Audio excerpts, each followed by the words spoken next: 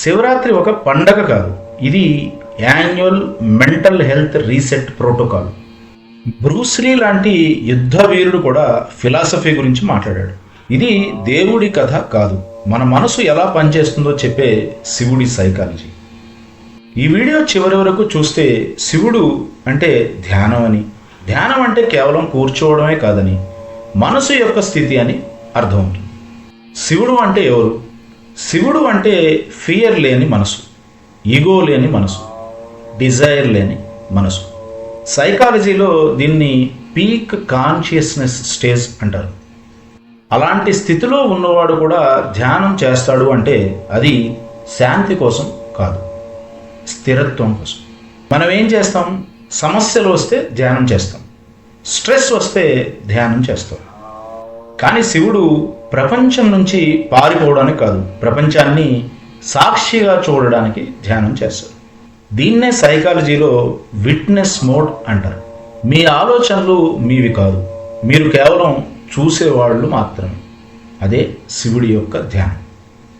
శివుడు ఎందుకు శ్మశానంలో ఉంటాడు, బూడిద పూసుకుంటాడు, ఒంటరిగా ధ్యానం చేస్తాడు? ఈగో బ్రేక్ చేయడానికి. సైకాలజీలో ఈగో అంటే సఫరింగ్కి రూట్. శివుడు చెప్పేది నీ ఐడెంటిటీ పోయినప్పుడు నీ ఫ్రీడమ్ మొదలవుతుంది. శివుడు కోప్పడతాడు, తాండవం చేస్తాడు, మళ్ళీ ధ్యానం. ఇది చాలా డీప్ సైకాలజీ. ఎమోషన్స్ రావడం తప్పు కాదు, అదే ఎమోషన్స్లో ఉండిపోవడం ప్రమాదం.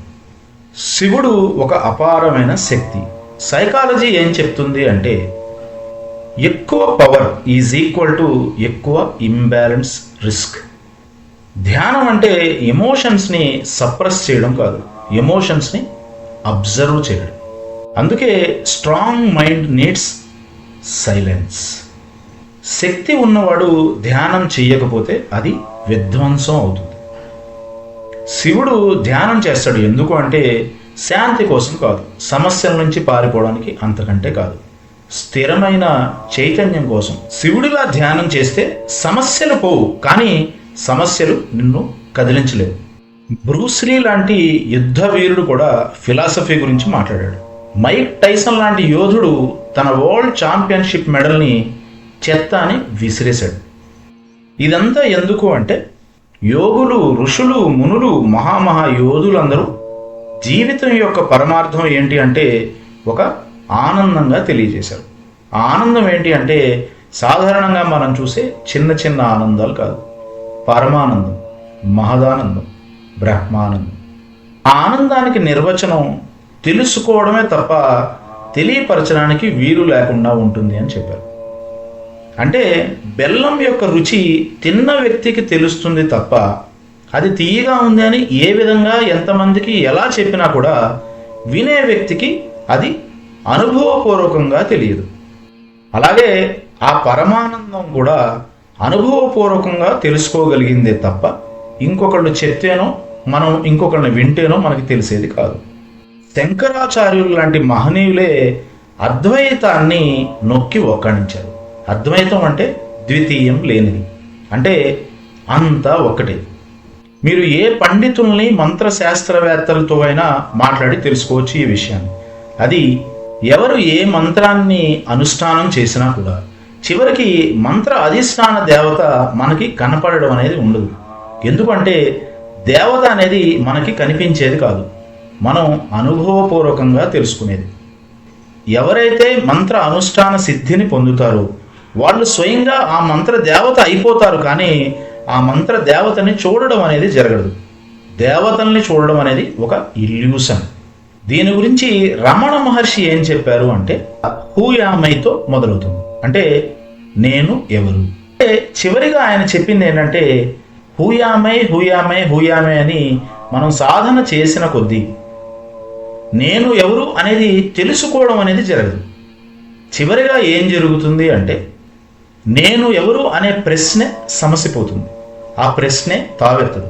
అంటే దీంట్లో సూక్ష్మంగా మనం గమనించవలసిన విషయం ఏంటి అంటే ధ్యాన స్థితి పొందిన వ్యక్తి ఎవరైతే ఉన్నారో ఆ ధ్యాన సిద్ధి పొందే సమయంలో ధ్యానం చేస్తున్న వ్యక్తి ఎవరినైతే ధ్యానం చేయబడుతున్నారో ఆ ఎనర్జీ, ఆ కాన్షియస్నెస్ రెండూ ఒకటైపోతాయి. ఏ రకమైన తారతమ్యాలు ఉండవు, అంతా ఏకమైపోతుంది. ఇదే అద్వైతం.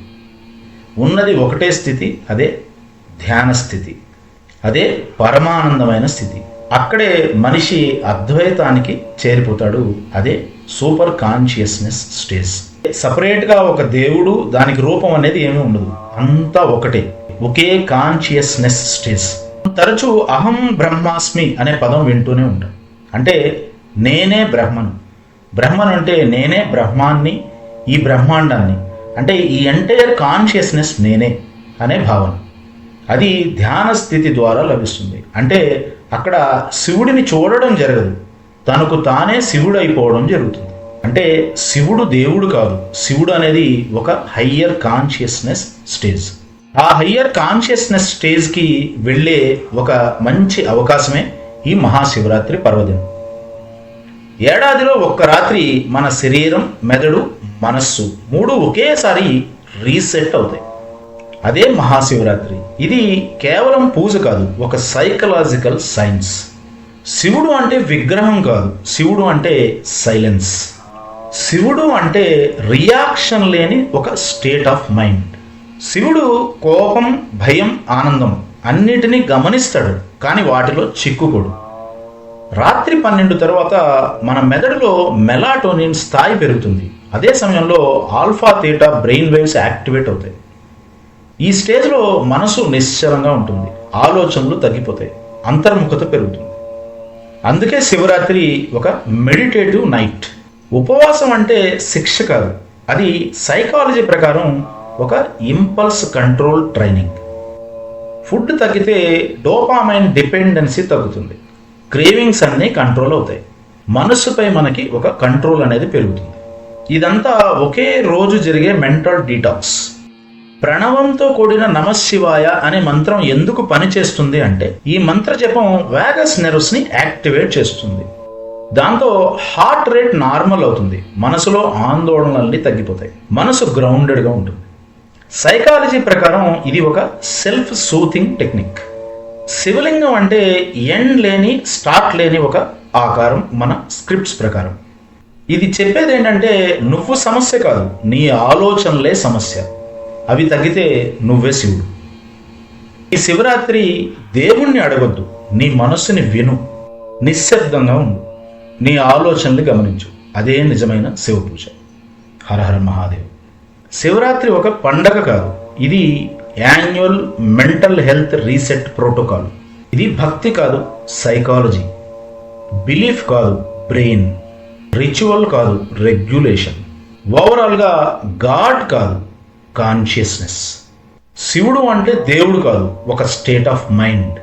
ఈ వీడియో మీకు కనెక్ట్ అయితే నమఃశివాయ అని కామెంట్ చేయండి. మీలాగా ఆలోచించే వాళ్ళకి షేర్ చేయండి.